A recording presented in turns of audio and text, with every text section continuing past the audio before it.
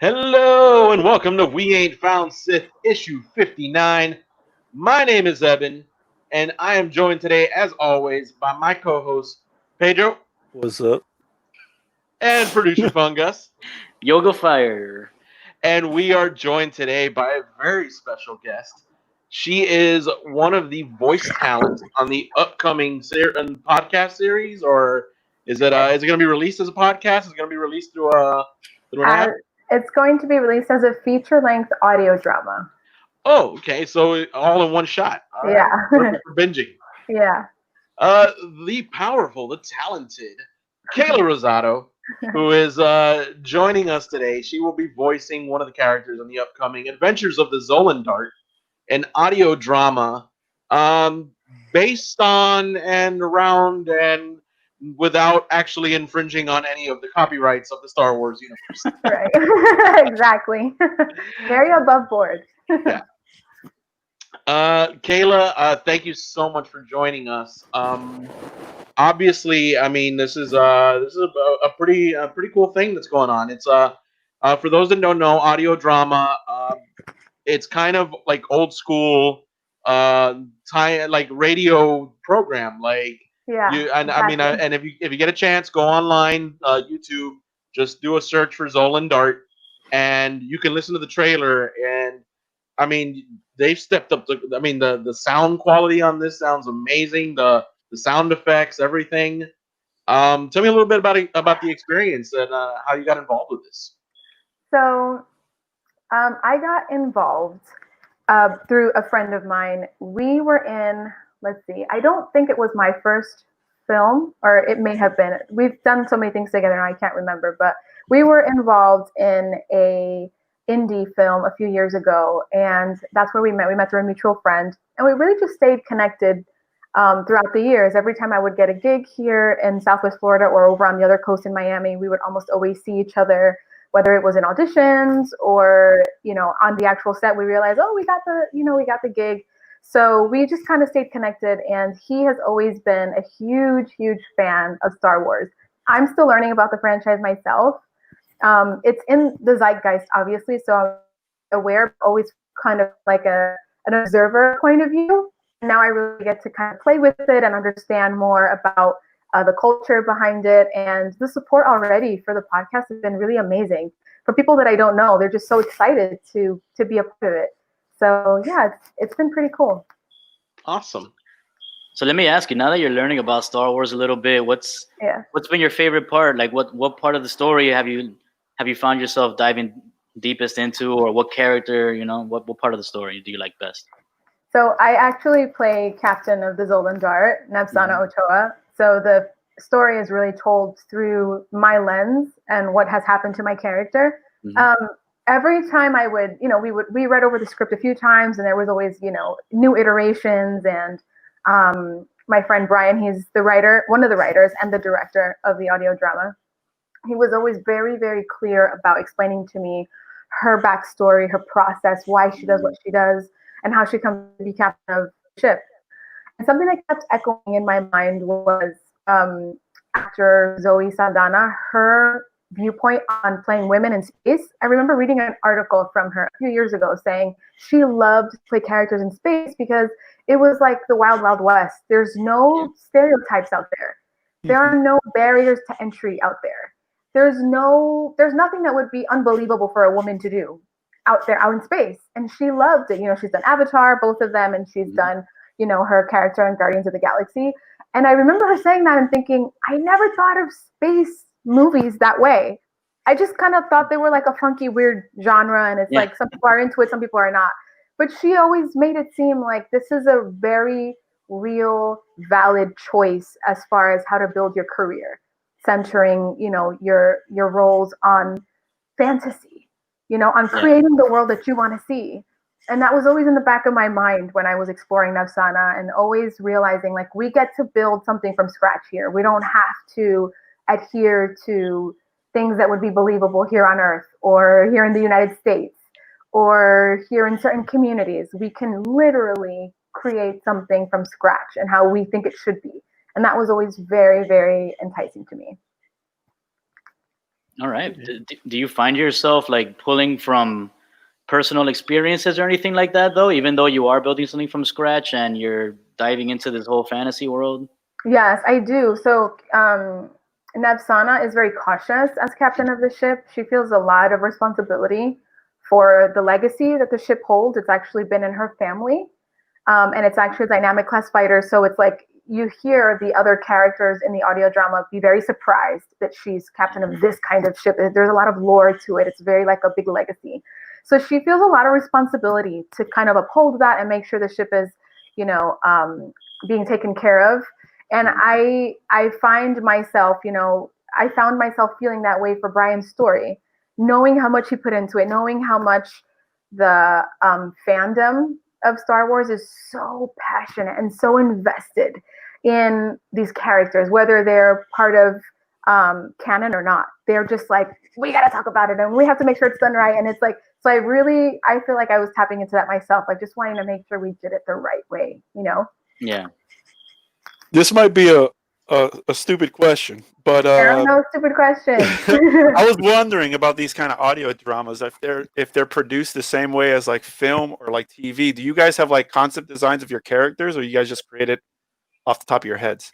This is really exciting. I'm so glad that you brought this up. So although I do work in film and I've worked in different projects, I still work in very small markets. So it's really indie stuff. So there's so many things that I feel like indie players are figuring out as we go. We don't have like a whole team of people who went to school to figure this out and, big time producers and all this money. So as far as like the right way to do something, I'm still learning it myself.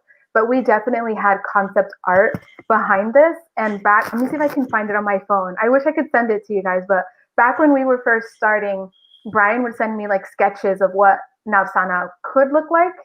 And it was so exciting and it was so cool. And so I had her picture of what she was possibly going to look like in the back of my mind. And then eventually, I don't know if you've seen it, but I think we landed on an official like concept art for the audio drama. I'm blue. Oh, yeah. Yes. It's like so cool. Let me see if I can pull it up here. I don't even know if I'll be able to show it. So the imagery of the follow-up question, the imagery for these characters, do they help you like tap into what you think she would act like or how she would react to things? They do. So I don't know if I can show it on here, but let me pull it up. So I don't even know if this is going to work. Yeah. As you can see, she looks amazing. Yeah. And it looks like she almost has like cornrows in her hair, or she just looks unbelievable. And I'm mixed race, so to think of that and immediately think of like cornrows or, more cultured hairstyles, it just made me feel very proud. And it grounded me, to be able to connect it to something where like I've seen my aunt wear something like that, or I've seen my grandmother, or I've seen girls I went to school with that, especially with African culture, our hair means so much to us. It was able to really ground me. She almost looks a little regal to me, even though I don't think that's part of her backstory. But the fact that she's like in charge of this ship, you know what I mean? Yeah. That's kind of how I thought about it. Well, I mean, I see that picture, and as a Star Wars fan, immediately, I immediately know, oh, that looks like a Nautolan, which is the same species that in the prequel trilogies. There's a Jedi Master Kit Fisto who is of that, except he's green. He's not blue. Yeah. Ah, very cool. I don't know. I mean, I'm obviously you'd have to ask Brian, if that's the background or not. But that's the image that comes to my head. Kit Fisto is. Let me see if I can pull up an image here. Once you see him, immediately you recognize him. But funny enough, I was gonna ask Eben if he knew the name of the race because I was like, I recognize that race from somewhere. So this is cool. So I'm getting like feedback from other people. So I'm gonna go to Brian and ask. Yeah. But to me, when I saw it, it reminded me of The Fifth Element. Yeah. Oh, that's right. Yeah. Right? Yeah. It's funny because that character is a singer and you're a singer, so I feel like it goes together. You know what I mean? Yes. Yeah. Okay, so I don't know. Is it sharing? I don't know if it popped up or not. Here, I'll share it. Okay, there you go. Oh, Oh yes, it does look. Mhm. Yes. Oh my gosh, I have to ask him now. Like this is so exciting. So this is a Jedi Master. This character. Yeah. Yeah. Oh my god, this is Yeah. awesome. You know. So yeah, so I saw that. I mean, I saw the picture of from the show, and immediately I was like, oh, that seems like like Kit Fisto, just in blue. Yeah, Obviously, she from very that. well could be. I'm still learning, so Yeah. yeah, she very well could be. Yeah. So, I mean, and it's cool because it's a race that obviously we saw it in the prequels, and then you don't really see much else of it, which Right. Star Wars is just full of. There are all kinds of. I keep saying race, species, Yeah. because they're technically different species. But I mean, it's just nice to see someone say, let's not make the captain human. Let's completely go with something else. Yeah, Yeah. that's very not Star Warsy. Really? Star Wars usually goes with human main characters. Interesting. Very interesting. Except Rebels. Yeah. Rebels. One of the leads was a Twi'lek. So Yeah. I Yeah. didn't know that she was going to be a different species until I think we were on the third or fourth version of the script. The entire time I'm thinking it's just a human captain. And then he sent me the first ever artwork. And then it was like, okay, it's coming together. She's becoming real. Yeah. Now let me ask you: once you saw the artwork and you saw kind of the just the rough general outline of what your character looked like, did it make and did it change any of the way you were maybe approaching the voice? No, I don't think so. It just became more real. I felt like, okay, how are we going to do this now? The things that helped me change my voice or how I was emoting was Brian's direction. He's very, very clear on how he wants Captain Otoah to come across. She's competent. She knows exactly what she's doing. She is an emotional person, but she's not led by her emotions. And she's very cognizant of the fact that she needs to lead this ship and they need to survive and things need to be done the right way. So that to me was more like his direction and his understanding of her psychology is what really lent, how I changed how I was interpreting her. Okay. So, obviously, I mean, I'm familiar with the concept. I've been a long time listener. So my dog, sorry. Yeah, mine's in the room. He's just Yeah. kind of chilling. But obviously, I was a long time listener of things such as the stream the thrilling adventure hour and things like that. So I'm familiar with the concept of this audio storytelling format.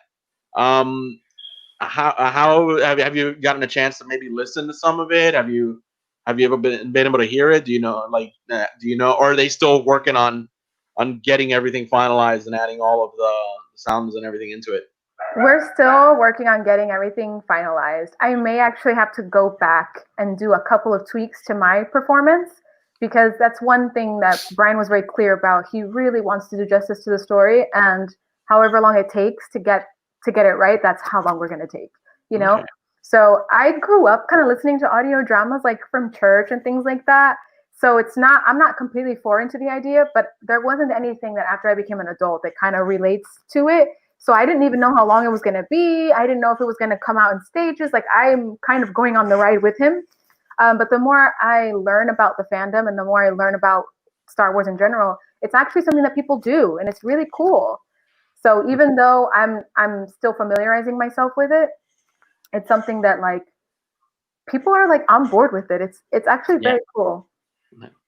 I mean, and especially now when like the entertainment world is just like everything's kind of grinded to a halt and there's not a lot of stuff coming out. Yeah. And now is the time that I can sit down and I can listen to a couple of hours of an audio drama. Exactly. It's funny that you say that too.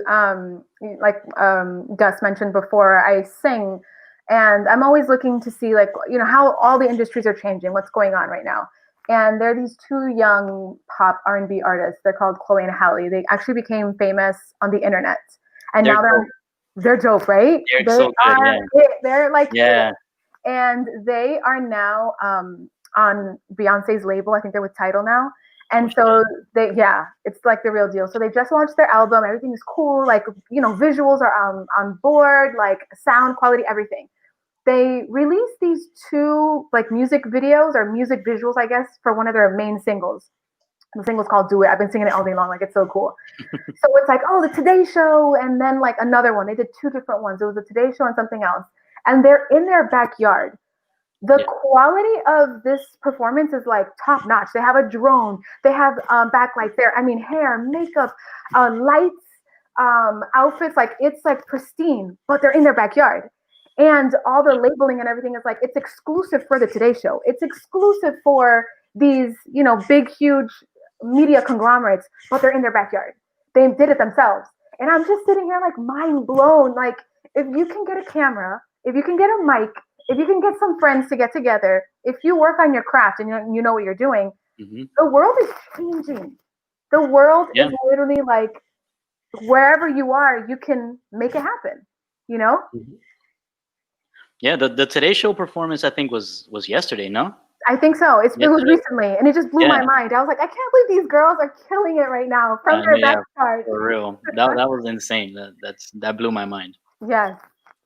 But yeah, like you said, like how you were saying, I started with these guys, doing this podcast like a year and a half ago, and it's kind of piggybacked off of another project that I did, which is like a sports media website, and it was just me and a couple of friends started just talking about sports, and then it grew into this whole thing where we covered like all the teams in South Florida and some in Tampa, some in Orlando. Yeah, and I was looking on your page, and most of your stuff is sports. Yeah. Cool. Personally, yeah. But then I was always telling Eben and Pedro, because they're friends of mine for a while already, and I would always listen to them just argue with each other about all this nerd shit, and and I would always tell them like, bro, you guys need your own podcast because this is entertaining as all hell. So yeah, it took me a while, but I finally got them to sit down and start recording their thoughts about all this stuff. And the sad thing is that now that we've finally taken the step and we've gone full on video, nothing's coming out. So yeah, that's true. So it's hard to discuss anything. Yeah, like Pedro and I can't have arguments unless. So shout out to you guys. Shout out to you guys for making this audio story. Yeah, for real. Back to what your comment though, Evan. I think we're gonna start seeing more of this stuff, like homemade stuff, but higher quality. You know what I mean? So what I meant to say when I was bringing up Chloe and Hallie, like, we have the time now to watch all this stuff, and we also have the time to make this kind of stuff, Plus, we have the technology at an affordable price. Yes. I mean, this setup costs pennies to what it used to cost a decade ago. Like all the guys that were starting YouTube shows, 10 years ago, like props on them, man. They spent thousands to get everything set up. Yeah. I think I don't think I spent $200. Like it's like between, and that was buying a webcam and buying a green screen for behind me and mic, like This is interesting because I'm in this program right now to basically like build an online business with music, and just thinking of music as more of like, you are your own business. You're your own marketer. You're your own CEO. Okay. So one of the tenets of the program is, using live feeds and like exactly what we're doing right now as a way to really get in front of your audience and really build a very like grassroots movement. Do you guys like this setup? Because you just sent me 2 different links. You're live on Facebook and on YouTube, right? Is that what you? Yeah. Yep. So, and it's all through this platform that we're on right now? Yeah, it's all through this platform. It feeds into Facebook and YouTube, respectively, simultaneously, and people can comment on the show. Like, Edwin here, he said that quarantine perks, right? Quarantine perks of being able to do this show online here and all that stuff there. So it's there's really live feeds are the best, Edwin. There you go. Are the best. Very cool. I mean, to the point where I mean, we used to do this once a week, and we would either get together at my house or at our buddy's office, and we would record there. And by the time everyone showed up, by the time you got everything set up, it was an hour of just talking and setting things up, followed by maybe then recording, and then maybe another hour before we left. Exactly. Now it's like I got here at 8:15, plugged in my mic, plugged in my webcam. 8:30, we were ready to go, and when we're done, we'll end the stream, and if anything, we'll maybe chit chat for a few more minutes after that, and then all right, Exactly. I started out on YouTube doing reaction videos just to get my feet wet and to figure out how is this whole thing going to work. And they became very popular, actually. I haven't finished. I was reacting to a. Have you guys ever heard of Shane Dawson and Jeffree Star? They're like famous YouTubers. Yeah, I've heard of them. Right. So I was reacting like to the controversy between them and all kinds of stuff. It was literally just a group of friends get together. Let's just talk about something that's pop culture-y and let's see what happens. It became really popular. People like it. But the setting up, the figuring out where we're going to do it, lighting, what are we going to eat? How am I going to feed these people? Like I'm asking them to come over and we're doing 4 or 5 hours together to figure out how to do. It was insane. And I had to stop it. I still have stuff on my hard drive ready to upload when I'm ready to, but it's incredible. My ideal would be to do what you're talking about, Evan, to just have like a space. I'm ready to go, plug in the mic and sing, or talk about things or what have you. Like more of a central, you know. I mean, you can totally do that though, like that those NPR Tiny Desk shows that they do. That idea. Yeah. Yeah, homegirl, do your thing. Coming in with the good ideas. Yes. Producer. The only thing is, like, ever since we did start this format, is we did kind of lose the ability. When we used to do the recording, we would set everything up through the mixer. We could get all the levels nice and set up, and then we also had like a soundboard so that we could just like input sounds and things like that. Not to mention that, like, you know, if we lost track or we could say, okay, let's go back and let's re-record this part, and you know, because we went off tangent for like 20 minutes. And we don't need that on the episode. Right. With this, you can't do that. With this, we're live. This is going out. This is if we go off on a 20-minute tangent, you just heard it. That's just how it is. Yeah, I agree. Like if we said something that we couldn't say or was a little too mean or something, because people online are very sensitive, I would say, okay, guys, let's try, you know, to do something else, or we'll cut it out here, and you can't do that live at all. So you guys, that's something that concerns me as well with the music. How do I get my levels right? Like, I don't know if you can tell, but it's very echoey in my office right now. I got to pad the floor. I got to put a rug down. I got to do all this stuff because it's music. And I'm like, I don't know how to do it. I don't know. So you can still get yourself like a little mixer, like the mixer that we used to use to record the podcast. Sometimes if I'll like if this microphone isn't working, I have like an actual like a studio microphone that I have, and but I need to plug that in through my mixer. So I can go from the mixer into my laptop and set that up as the audio interface and use that as the microphone. Okay. Yeah. Very cool. Plus, it sounds like you're using the built-in mic on your laptop. Yeah. So as soon as you plug in an external microphone, you should be able to just go in and actually play with the levels and things like that. Yeah. You should actually be able to do that with your laptop as well. It just won't be as good quality as an actual external mic. Okay. Yeah. Okay, cool. Yeah, I have to figure all that stuff out. We these mics Gus found are actually these are like iRig. Yeah, and they're like, I mean, I saw them on sale for like $39 at one point, and they're real cool. They just plug right into the headset jack of your laptop. They've got a little side jack so you can plug headphones into it as well, and you know it's. I mean, the sound quality is awesome. I mean, a little while ago, a ringer went off in the living room, and the mic picked it up. Very cool. Yeah, it has different settings too, so it's cool. It's cool. And I love it because I use it for this, but I also use it when I'm interviewing athletes out in these games and stuff like that. So it plugs into your phone, right? Exactly. Yeah, man. Yeah. So, Keila, thanks so much for joining us. I don't know if there's anything else you want to talk about. I did see you had a musical project coming out that you were teasing. Yeah. Right. I don't. When can we expect that? I mean, I don't know. Exactly. I did release a cover of a Melody song. So that's already out. I'm pausing on all the other stuff because I want to learn how to market it right. I want to learn how to find my audience. I need to be connected to people who want to hear the music, you know, and I think that's something that I really have to educate myself on. So that's where I'm at with it right now.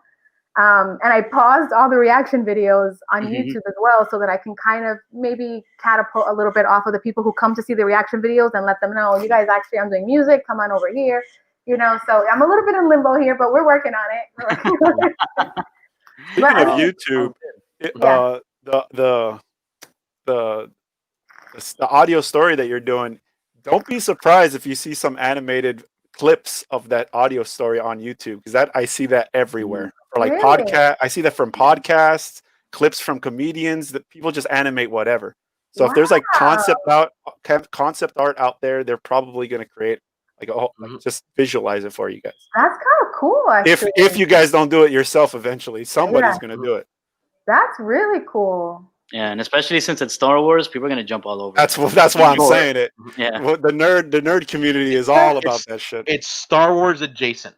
Yeah. Yeah, exactly. No, it's Star Wars. It was Star Wars before Disney got them. It's still Star Wars, bro. Thank you, Pedro. Yeah. Brian keeps telling Pedro, me you know that how I have- litigious Disney is. Yeah. litigious.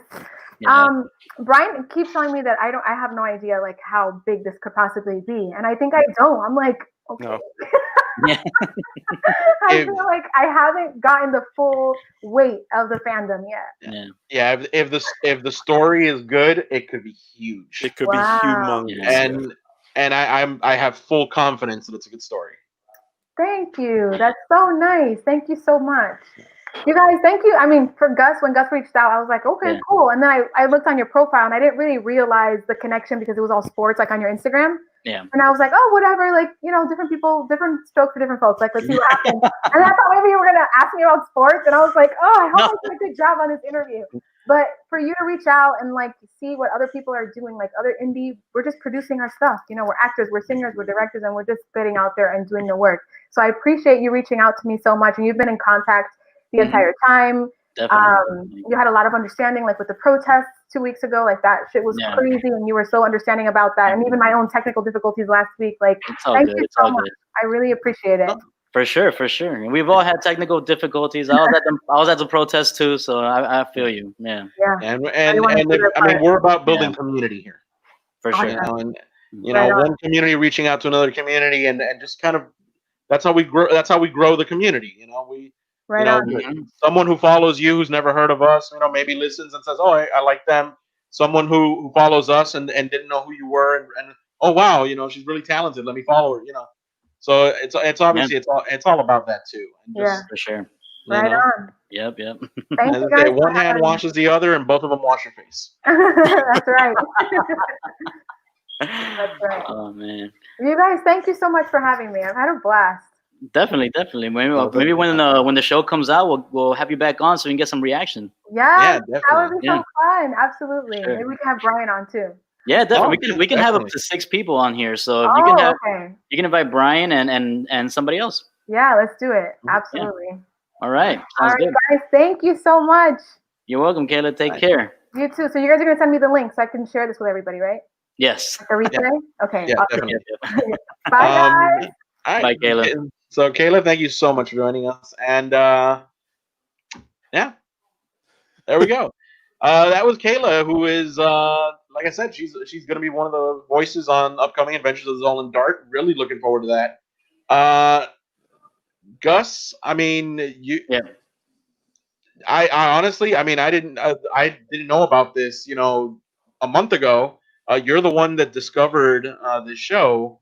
I mean, how'd you come across this? I mean, how did this hit your radar?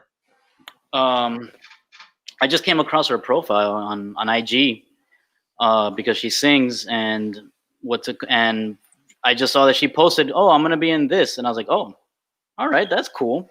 Let me, ask her if she wants to be on the show." It was really that simple. Yeah. Well, I mean, hey, if anybody out there is listening as a creator as well, and you've got something you wanna talk about, hit us up. We will definitely check it out, and if we like what we see, like we did with this property, we'll have you on. We'll talk about it with you. For sure. But now that we're kind of we're done with that portion of the show. Big news dropped since the last time that we recorded. PlayStation has unveiled their new console.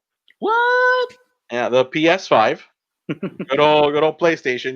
Just sticking with what works. Another sequel.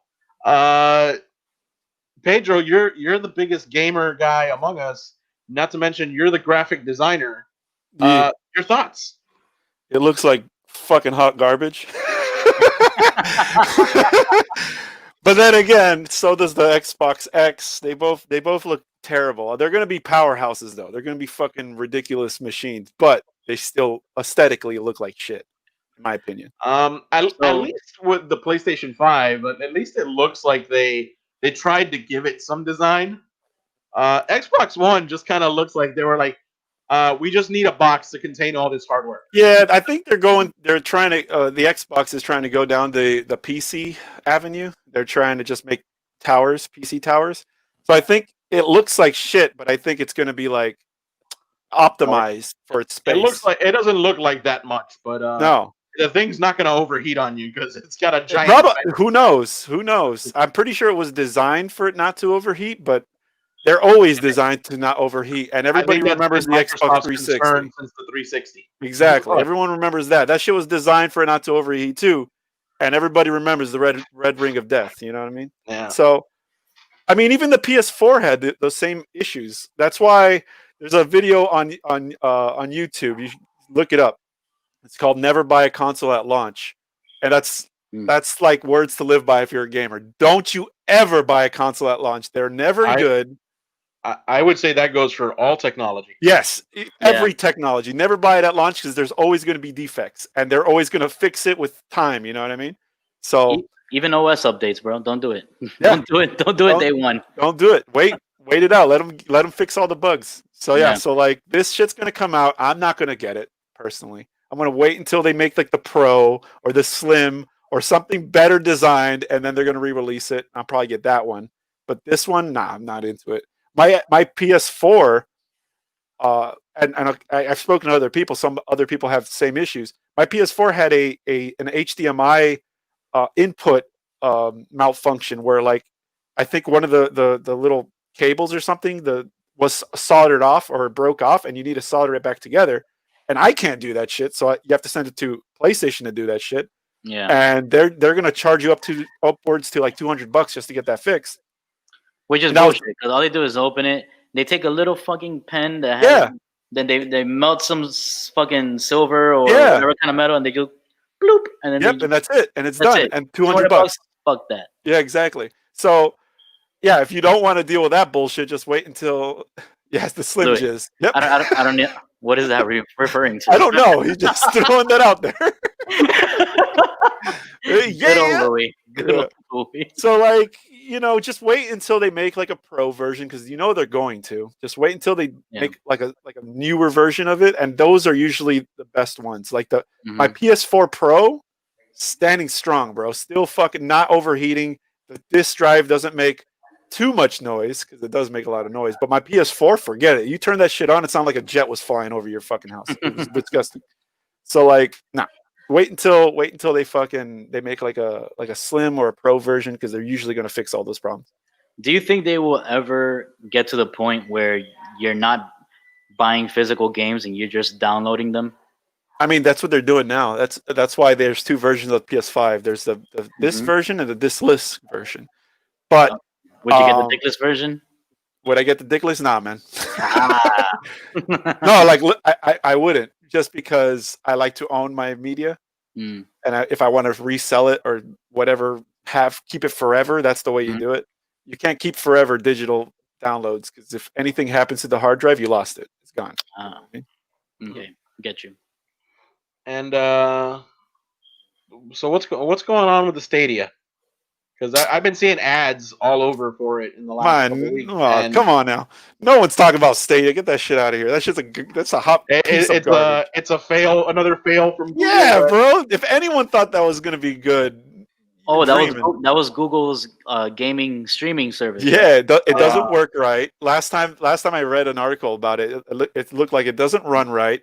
The graphics aren't as good as they promised, and half of the games that they were talking about aren't even out yet. So those poor bastards who pay like $150 or $200 for like the launch edition, and got the control and the little thing that you connect to your TV, gotcha, bitch. Like that, bro. You just threw away money, kid. Damn. Yeah. it's funny because like I've been seeing ads for it like all over YouTube for like the last couple weeks, Hmm. and I was like, man, I forgot this was a thing. Like, Yeah, no, it's not a thing. That's a problem. Yeah. It's not. They wanted it to be, but it's not. No, that shit sucks. But their idea is cool, and I think Xbox is going that route. They're trying to make like a streaming service out of their, or they're not trying, but that's what it looks like where they're going. With their Game Pass, you pay like, dude, I don't even. It's stupid cheap. I know there was like a discount for like $10 for the whole year, or like some ridiculous thing like that, and you get to play like launch titles like what was it? Gears of War 4 came out like first on Game Pass. Like who? They're not even. They're even telling their consumers, don't buy our games. You could get it for like $1. You know what I mean? It's crazy. So, if anything, these digital games will probably go that route where it's streaming, that's where they, I would imagine that's where they want to go. But I'm a what do you call it? A purist, I guess. I like my video games on discs or cartridge or whatever the fuck. No, I don't. I completely understand that. I mean, that's why my movie and TV collection is at over 1,000 titles because you know You want to own your media.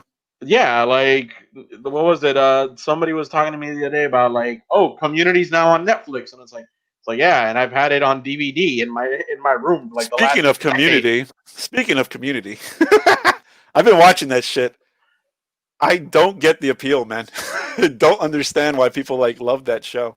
Oh man, I'm confused. I don't know. There's like, I can't explain it. Like I just yeah. I just love it. It's I mean, I'm on season 3 now, and it's starting to get crazy, but it's not Always Sunny. You know how I feel.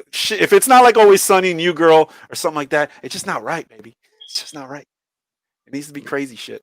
Bro, like nothing will be It's Always Sunny, dude. Like that's gonna be the only show you like for the rest of your life. Maybe until they make another Always Sunny, like Seinfeld. I haven't seen Seinfeld yet, but that's what I heard. Seinfeld is good. It's just not as raunchy. It's all good. you've never seen any Seinfeld? 0%. Like I could probably go turn on like a channel right now. It's probably on. Evan, we've had this discussion many of times. I don't have TV. I have YouTube and Netflix. That's what I got. If it's not on YouTube or Netflix, Is Seinfeld streaming anywhere? Is it on, No. like on HBO Max or something like that? that I know of, no. It's probably on one of those. Oh, wait, It that's might be something on Hulu or on Mhm. or it might be on Amazon Prime. that's something we kind of like never even mentioned. Fucking HBO Max. Mhm. That shit's coming out, and they're gonna drop It's out. Out already? It's out already. Yeah. The Yes. Snyder cut already on that shit. No. No, not yet. Damn. That's gonna take time. Yeah. But that's a big grab right there. Yeah, and that I mean, I'm honestly I think Here you go, because Lopes. HBO Max is what $10 a month. Yeah, but I ain't got Hulu, baby. If somebody wants to give me their Hulu password, let's do it. Don't you have Disney Plus? Why don't you just get that package? I don't got Disney Plus, bro. What are you talking about? I don't have it either. But You can't see me, but I'm signaling a high five to my upper left side so I could hit you. You know what I'm saying? There it is. Alright. That didn't look like a high five to you, bro. yeah. HBO Max is what $10 a month, Gus? By itself? Yeah, I think it is $10 a month. Something like that. What do you mean by itself? Like, is there a package or something that I'm not aware of? I think I just got confused for a second with Disney Plus. Because But I know, by Disney itself- Plus has the They have the package that ESPN, comes with Hulu. Hulu and ESPN Plus. Yeah. But I know that I mean, I'm seriously thinking about like because I've had it. I'm a HBO subscriber now for a long time, Hmm. and it's it's $10, subscribing to it on the TV and too, and it's very comfortable for me. Like the couple of shows that I watch on there to be able to watch them on my TV. But I'm just thinking like, man, I might just cancel the subscription through the cable channel and just go directly into HBO Max because you get HBO plus like all the extra stuff. Exactly. Although I mean, really at this point, like the Warner Brothers library and Friends, not a big selling point for me. Speaking of Warner Yeah. Brothers, Warner Brothers Gaming is trying to sell their assets out, and it looks like Activision and EA, and there's another company are looking to buy it, Jesus. which means Batman Arkham Asylum, all the Batman Lego games, all the Mortal Kombat games, all of them would be either going to EA or Activision or this third one. Unless Microtransactions. that's what I'm about. Yeah, that's where I was going for. So if you want to do a fatality, that's going to be $15, little man. Put that shit in my hand, bro. It's such a bad time for fucking. Not only that, but the Arkham Asylum series, the Batman series. I was really hoping that they would make a third one, and if it's under Activision, it's not. I mean, who knows? Maybe they'll do something good, but probably not.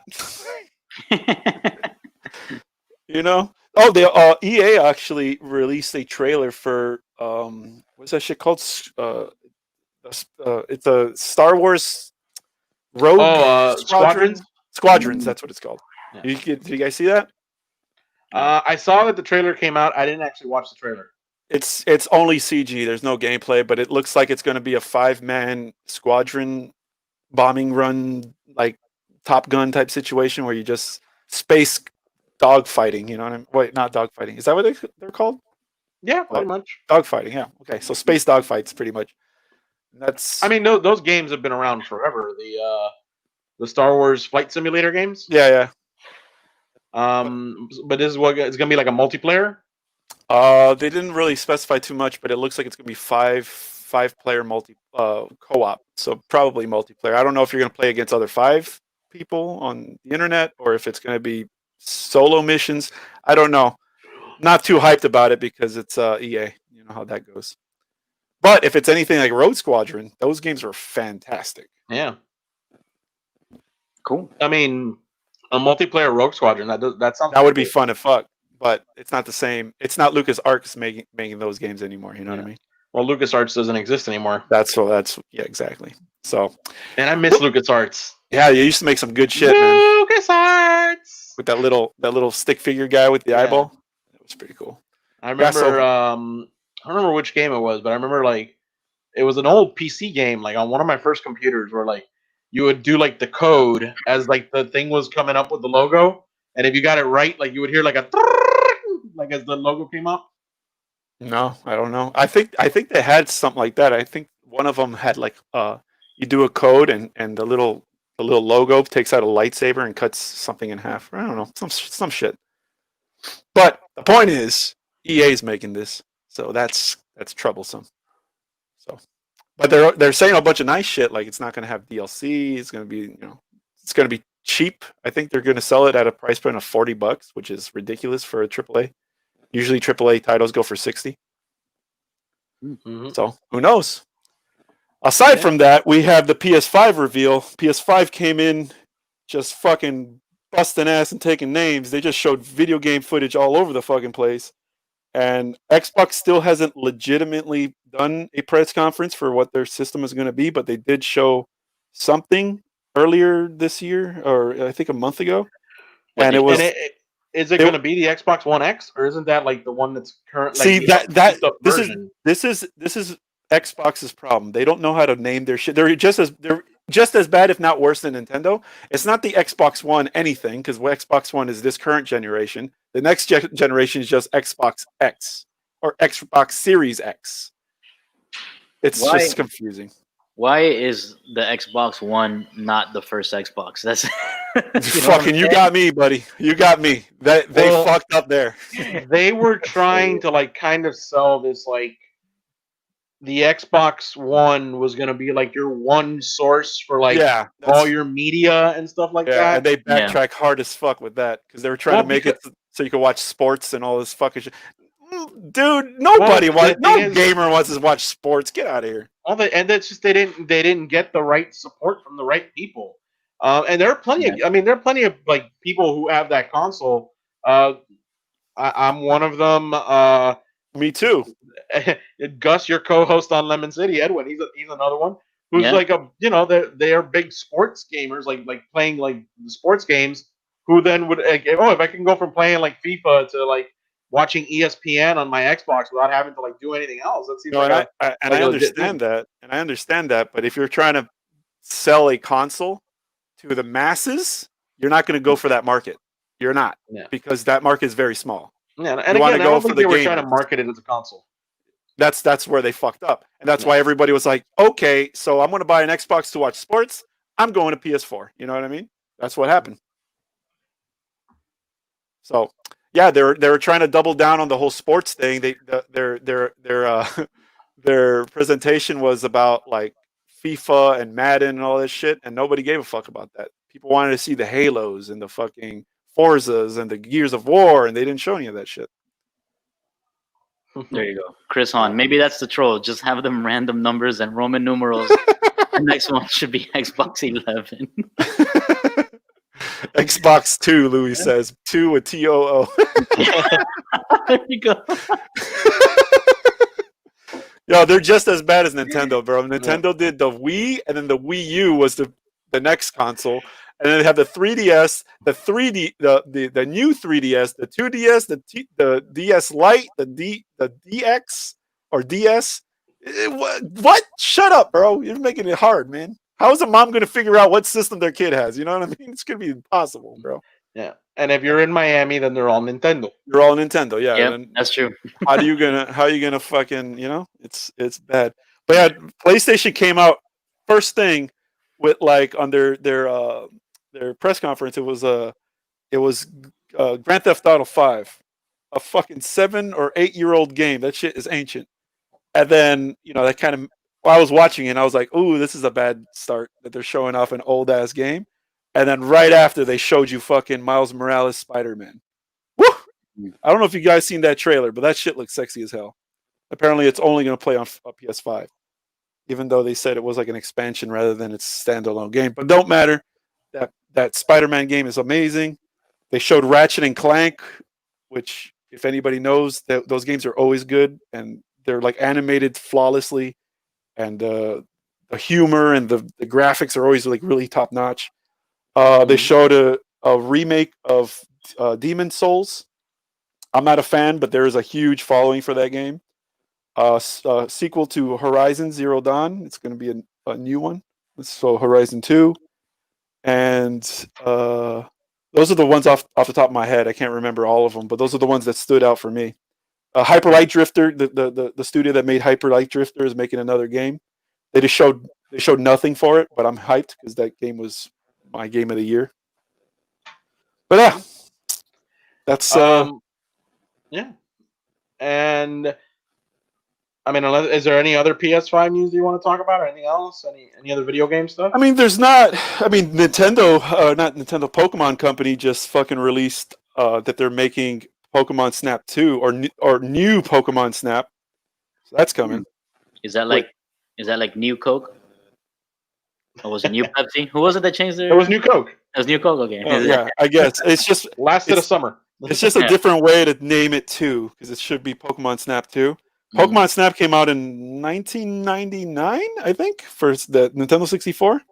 And what is it? What is the game? I have no idea. Oh, okay. So it's like there's Pokemon. You go on an island where Pokemon roam free and just naturally. Mm-hmm. And you have to take pictures of them. I know it sounds like a stupid concept, but it was actually a really fun game.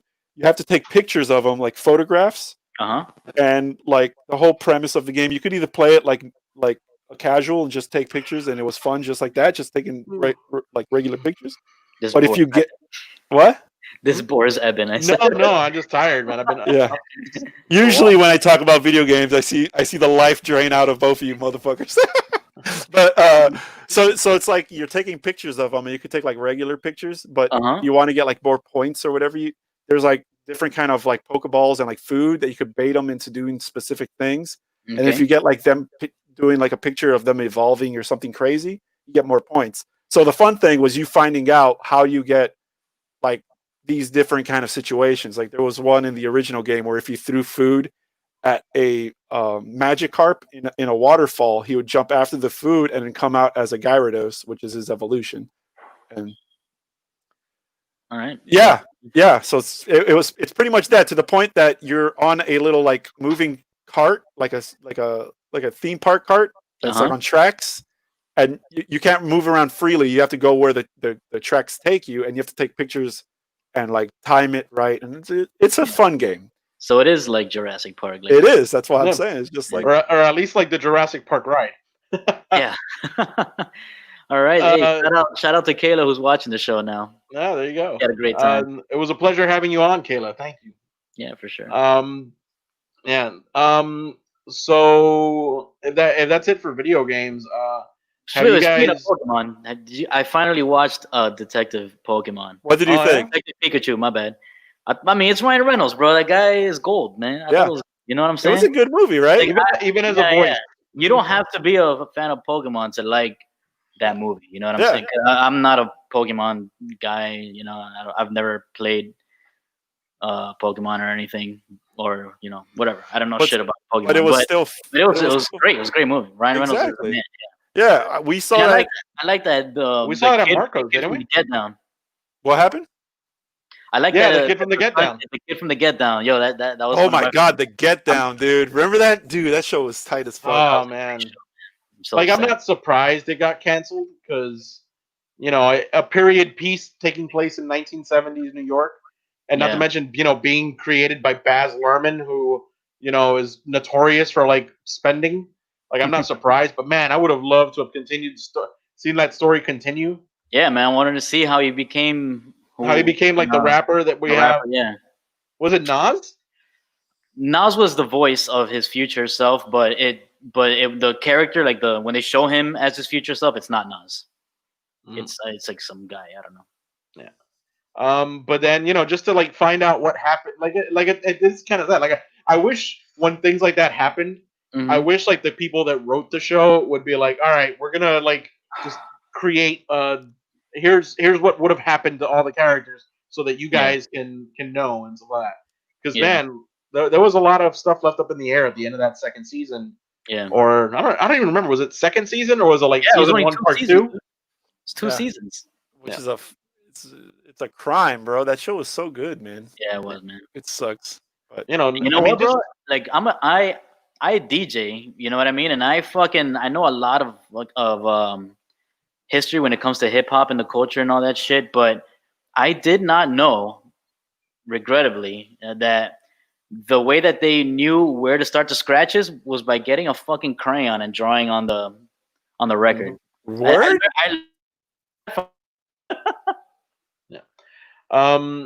Speaking of which, because I feel like the two things kind of go hand in hand. Are we gonna get like another series of episodes of Hip Hop Evolution? I assume so. I don't think they're at current times yet. Yeah, because But I mean, I'm not a hip don't hop really guy. I've never been a huge fan of hip hop, but I find that series very interesting. So I watch those episodes whenever they come out. What I like about History- it, is that they touch on like when you hear history of hip hop, it's gonna be about the Bronx in the late 70s, early 80s. Oh, man. But no, they go to every city's origin story. Like it talked about Miami's origins, Miami hip hop's origins too. Yeah. Yeah, So, they did. There's a scene everywhere. That's the thing. Yeah, That's yeah. the thing. Well, That's they- the beautiful thing about music because, Mhm. like, the history behind any kind of genre of music is so diverse and so different depending on where it is on the fucking globe. It's Yeah. insane. So, well, I like, know the metal we listen to here is very different to the metal we would hear in in like California, let's say. You know what I mean? I thought you were gonna go with like Finland or something. Like bring out some. No, war. Okay, fucking Finland. That shit is some brutal shit, bro. but yeah, because Did you hear that they want to they've been replace kind of Confederate statues with that gore? Yeah. Get rid of what is this? I love Robert it. E. Lee. Yeah, Robert E. fuck Lee that put guy. fucking odorous on top of that shit, boy. Okay. Come on now. All right, so obviously there was the Rocky statue in Philadelphia that eventually got taken out and all of that, and I think they moved it into the art museum. No, it's. I think they just moved it somewhere else so that it's not like at the top of the stairs, Okay, but it's still out there somewhere. yeah. Then for years there was talks like they wanted to bring a RoboCop statue to Detroit. I feel like this is a movement that we need to get behind. Is Yes. let's start taking down all of these Confederate statues to a bunch of guys that lost the war after turning traitor on their country. Yeah. And I stand by those comments. I'm saying them right into the camera. And let's what fictional character Yeah. Miami, we we should put- have Martin Yes. Lawrence and Will Smith. Bad Boys for Life. Let's do it. Oh, I'm about it. I was about to say a giant statue of Al Pacino as Tony Montana in front of a desk with mountains Bro. of cocaine. You know that one. Wait. Never allow that, bro. Yeah, come on. That's villain. That's like glorifying a villain again, bro. That guy was a bad guy. But how much do more like- Miami can you get? I mean, I do like Will Smith and Martin Lawrence. That was I do like- perfect. you could also get the Miami Vice guys. Yeah. Okay, I John feel like you Johnson get and Tubbs. okay. You get Martin Lawrence and Will Smith, Mm-hmm. and you put them over in South Beach, right? Then I think that Tony Montana needs to be in Coral Gables. At the Port of Miami, bro. Okay. Actually, I was gonna say That's where you would have them. Actually, what we should do, we should get a statue of. We need Scarface statues all over Miami. One of them should be Oh, like the in the Hawaiian shirt with Mhm. the gun on the desk, and it should be over on 8th Street and like what is it, like 42nd or wherever, where Abraham Chevrolet used to be, where supposedly that scene happened. Yeah. Nah.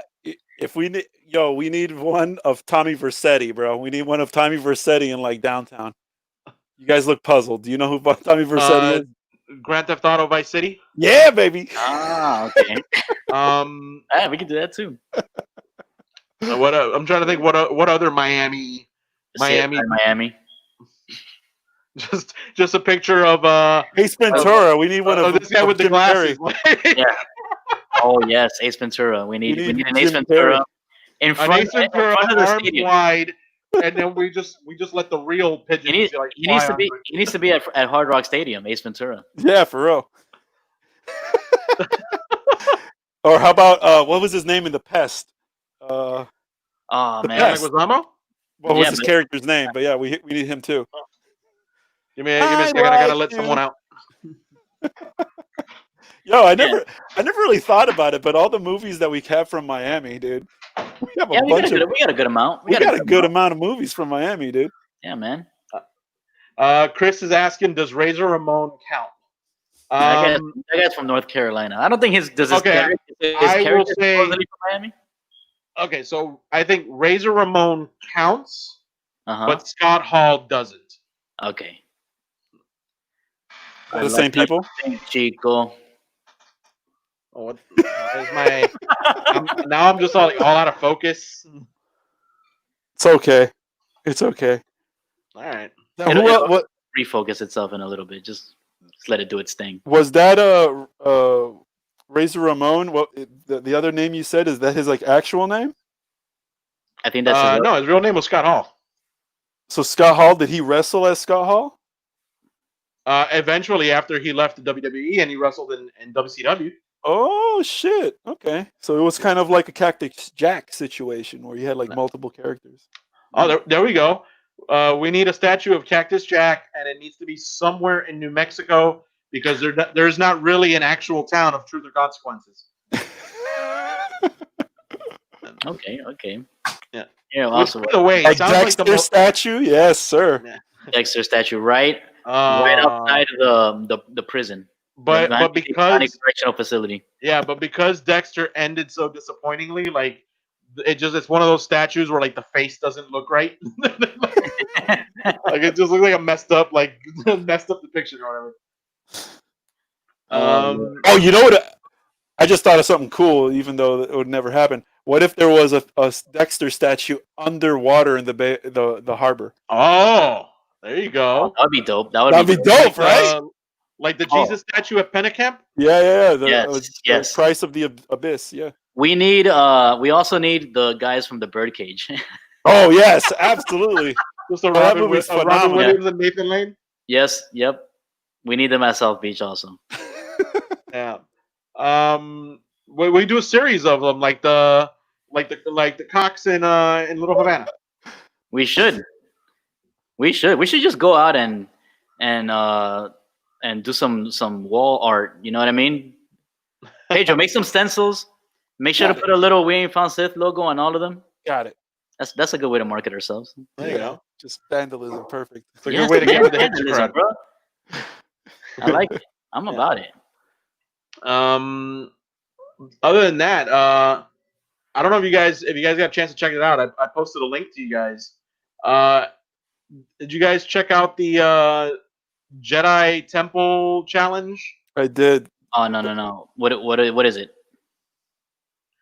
It is like someone took Legends of the Hidden Temple, crossed it with Star Wars, Oh, that's right. and You did explain it's that to me. essentially like preteen kids. Although there was one kid on one episode, on the second episode, where I was like, somebody's got to check his ID because he's too tall to be a. He's like the pitcher in Benchwarmers. Yeah. I am 12. But it's Big crayon. yeah. So they start off, instead of being like 7 teams like how Legends of the Hidden Temple was, they Uh-huh. start off with 3 teams, and it starts off with like basically an obstacle course where they got to get like all the parts of their lightsaber. And the first 2 teams that like get through the obstacle course, grab all their lightsaber parts, assemble their lightsaber, and put it down, they get to move on to the next round. Oh, The next round, they tell them like a short story, and then it's a round of Q&A where everything is about the short story. And then the team that wins that then goes into like what is essentially like another like puzzle / obstacle course where they have to like solve puzzles and get everything done in order to win the game. And they win like the Jedi robes, and then they put like a blade into their lightsaber hilt, and like they get the full lightsaber. That's all they've mentioned. I don't know if there's a cash prize that goes along with it. that sounds fun, but it's for kids. Yeah. That makes me sad. I want to do that shit. Well, so I saw someone posted, Louis posted in the chat today. I don't know if this is going to happen or not because of the platform that it's happening on. Oh. Legends of the Hidden Temple coming back, but for adults. Ooh. On what channel? And you know what? I credited Louis. It was actually Gianni who posted it. Oh, okay. But I read the quick thing, and apparently it's coming to Quibi. What is Quibi? That's a good Quibi question. is the- That's their entire marketing campaign. Yeah. Quibi is the new like streaming platform that launched right before COVID hit, where everything is short videos. Oh, it's like a TikTok kind of thing? Not that short. But like they have a lot of stuff that they're working on with like major Hollywood actors, but like all episodes are like 9 to 10 minutes long. Oh, okay. And it's like, but first of all, how do you do Legends of the Hidden Temple in like a 10-minute video? Second Very of all, fast. apparently they're hemorrhaging money. Like they were able to raise like $1.7 billion to like launch this thing, and they've apparently blown through like $1 billion of it already. And they've only got like apparently like 2 million paid subscribers. Damn. The thing about the Star Wars Jedi Challenge is that it's free on YouTube. Then that's and listen, that right kills the now competition right there, man. yeah, and right now it's just kids. But if they do a season 2, maybe they'll do a special like parents and child episode, or something like that. You never know. That'd be cool. That'd be cool. I always wanted to be go on MXC. Remember MXC? Oh man, Extreme Elimination Challenge. It was Yeah. the best show ever made. Even though that shit was like decades old. Yeah. They're just voiceovers. It's so good. Oh man. You know what we're talking about, Eben? Yeah, MXC. I remember. Oh, Used to be on like Spike TV. Yeah, it was on before that. It was I think on it was G4. before Spike TV, right? It was like FX or something like that. It was on G4 and then Fuse, I think. I remember watching that shit every day after college when I got home from college. But it's essentially, it was like 100 Japanese people trying to run through an obstacle course. They had the dubbed announcers That was the that were best like part. dressed up like samurai.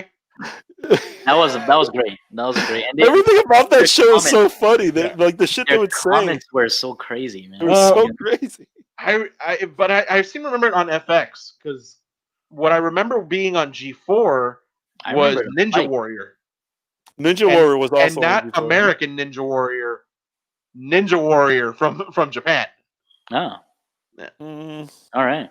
So before we start closing it out here, where would we put the Golden Girls? Ooh, Mm. where did Is they Gold- live? is Golden Girls from South Florida? Yeah, Yeah, they're from South Miami, Florida. but I don't. Did they ever mention where they live? They're from Miami. Yeah, Yeah. yeah, Oh, I yeah. could yeah. have sworn That those. show takes place in Miami. I could have sworn they Um, were from like Gainesville or some shit that nothing happens. Gainesville. Um, I don't remember where. I think it was probably Miami Beach. I mean, I feel like it had to have been right. Yeah, Like they probably lived in like like off of like a Alton. Jewish neighborhood or something like that in Miami Beach.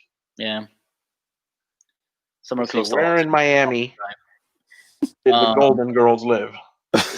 We'll just put them. We'll put their statues in front of a Century Village, I guess. Uh, Where okay, was it? so is It this just the said Miami? official address of the Golden Girls? Was 6151 Richmond Street, which I don't think is an actual street. Never heard of Richmond. Yeah, Richmond Street. What is that, Yeah. bro? Don't sound like nothing in Miami. Yeah, but I don't remember if they ever actually like named a neighborhood or anything like that. Yeah, it's probably Miami Beach. Most likely. Yeah. Yeah. But like not like Miami Beach, South Beach, like probably like North Miami Nah. Beach.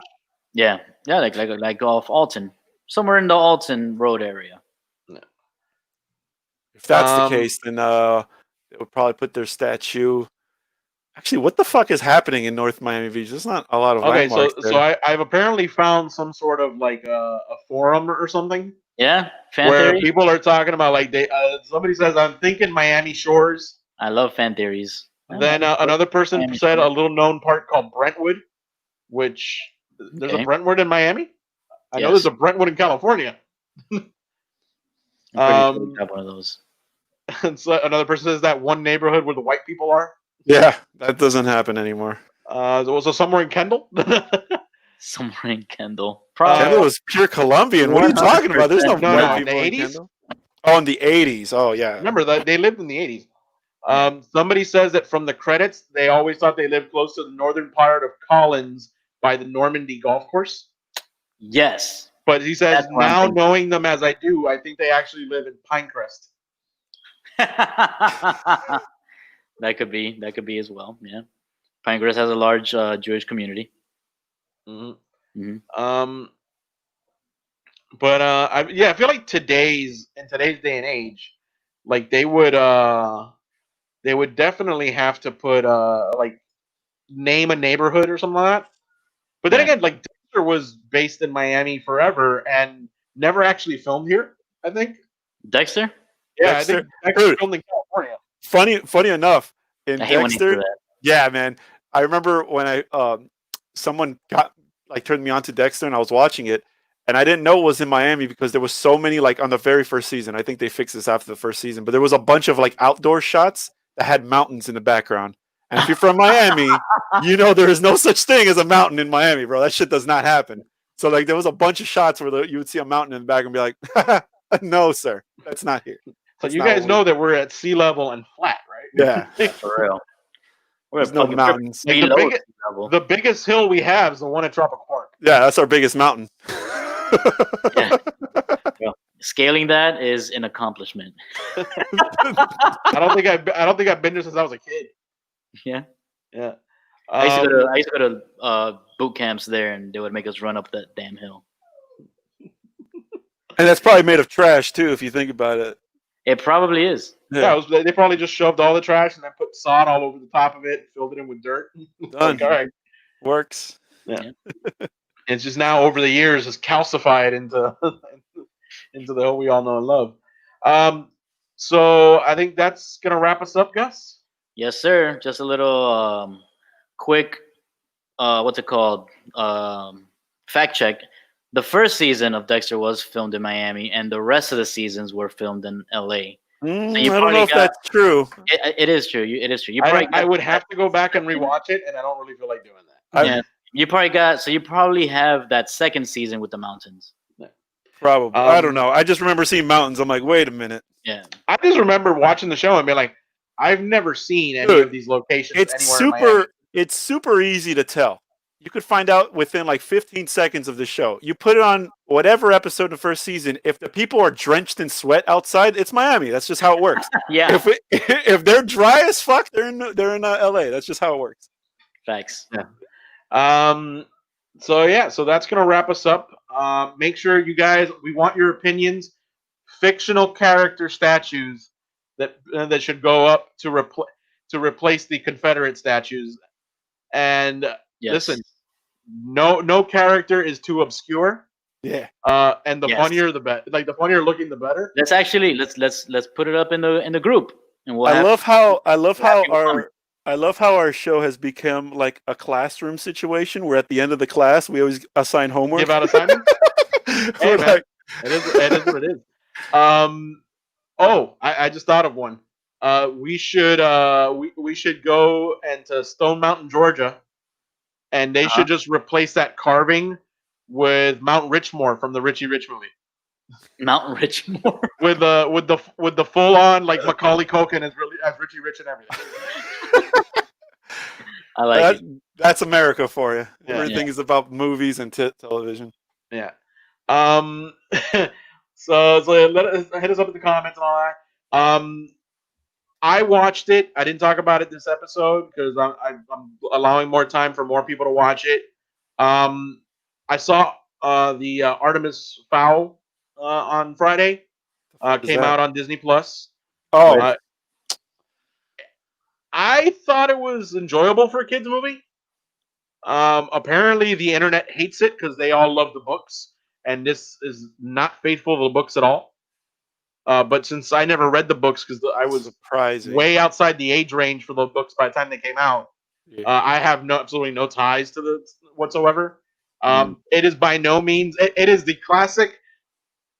Disney every year does let's do a youth like a YA novel type of movie based off of like a children's book, and we'll market the hell out of it, even though we know it's going to operate at a loss. They did it with this one. They did it last year with A Wrinkle in Time. They did it a few years ago with John Carter on Mars, which I actually love John Carter on Mars, and I wish it would have gotten a sequel.